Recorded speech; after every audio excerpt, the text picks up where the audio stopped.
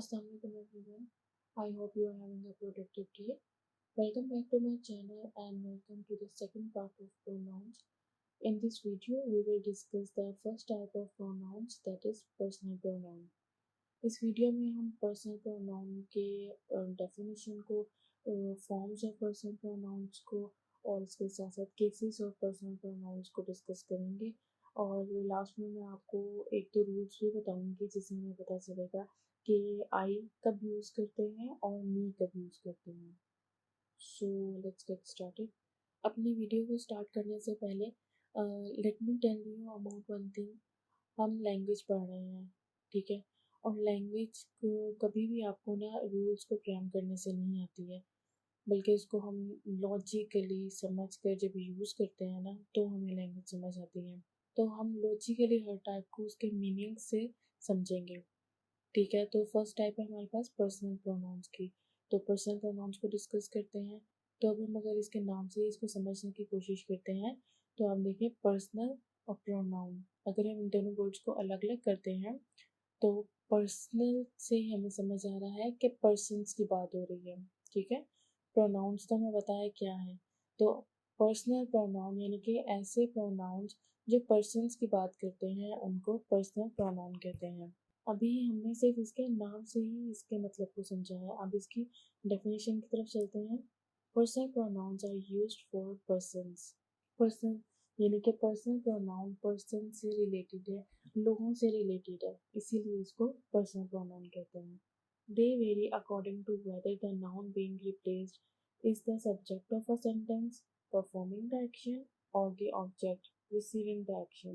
Now we know that subject क्या होता है, जो एक्शन को परफॉर्म करता है, और ऑब्जेक्ट क्या होता है, जो एक्शन को रिसीव करता है। अब नाउन सेंटेंस में सब्जेक्ट और ऑब्जेक्ट दोनों की तरह बिहेव करता है, ठीक है। तो अब ये वेरी करता है कि सेंटेंस में जिस नाउन को हम रिप्लेस कर रहे हैं वो सब्जेक्ट है या फिर ऑब्जेक्ट है। अब इसके एग्जांपल को डिस्कस करने से पहले मैं यहाँ पे एक और आपको पॉइंट क्लियर करना चाहती हूँ। हम प्रोनाउंस को डिस्कस कर रहे हैं, मतलब प्रोनाउन यानी कि नाउन के रिप्लेसमेंट। और नाउन में हमने सिंगुलर और प्लूरल नाउन्स को बहुत डिटेल में डिस्कस किया था। उसका लिंक मैं नीचे डिस्क्रिप्शन बॉक्स में दे दूँगी, आप जाके वो देख लीजिएगा।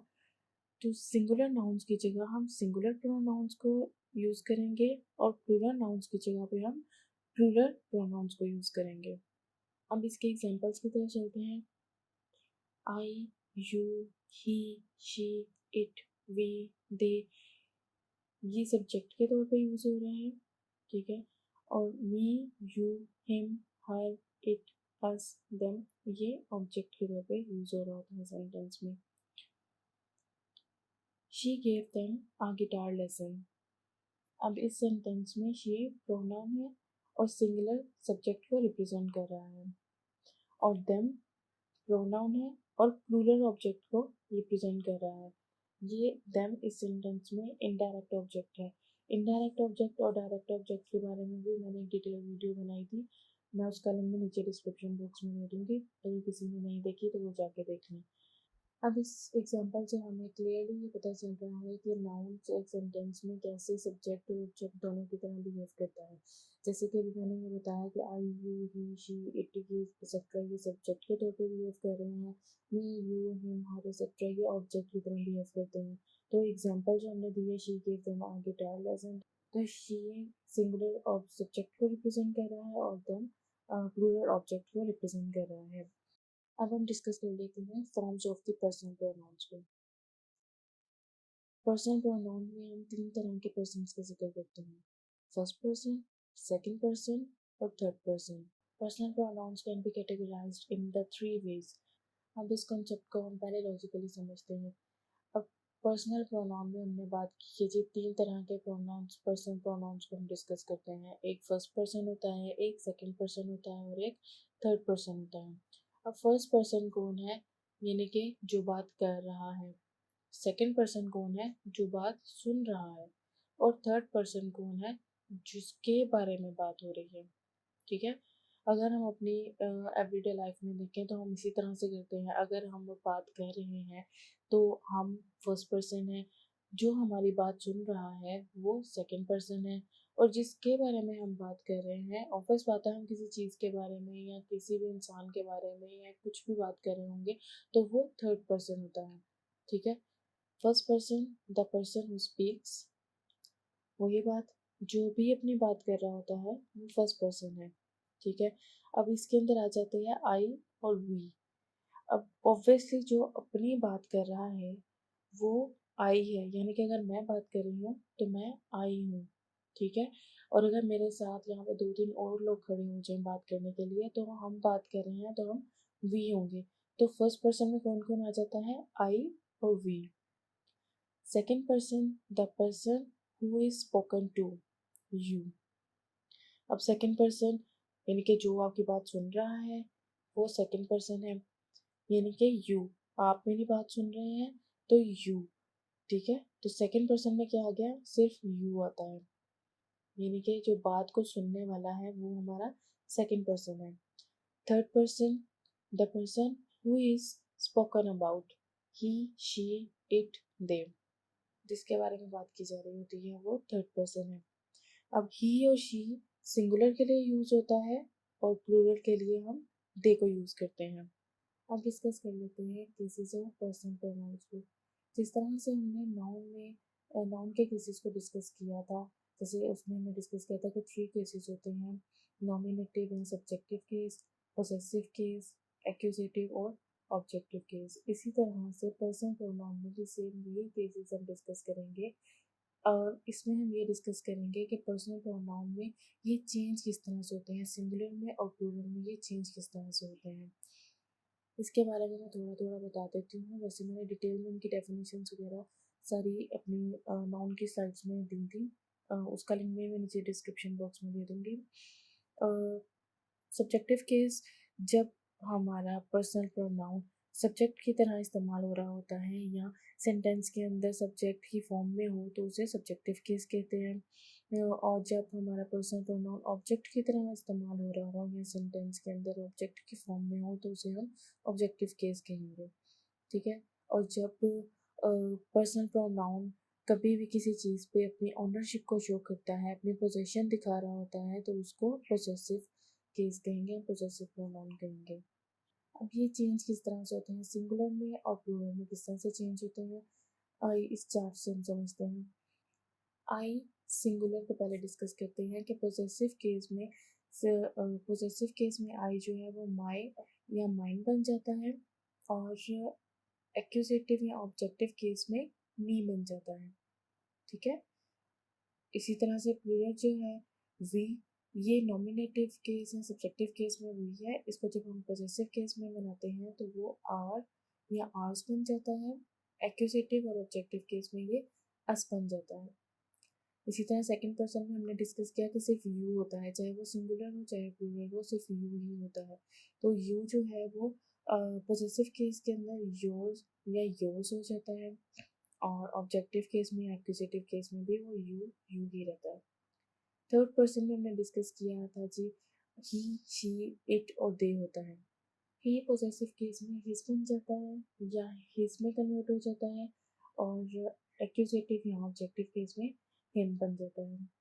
शी पोजेसिव केस में हर और हर्स हो जाता है और एक्यूजेटिव या ऑब्जेक्टिव केस में हर होता है।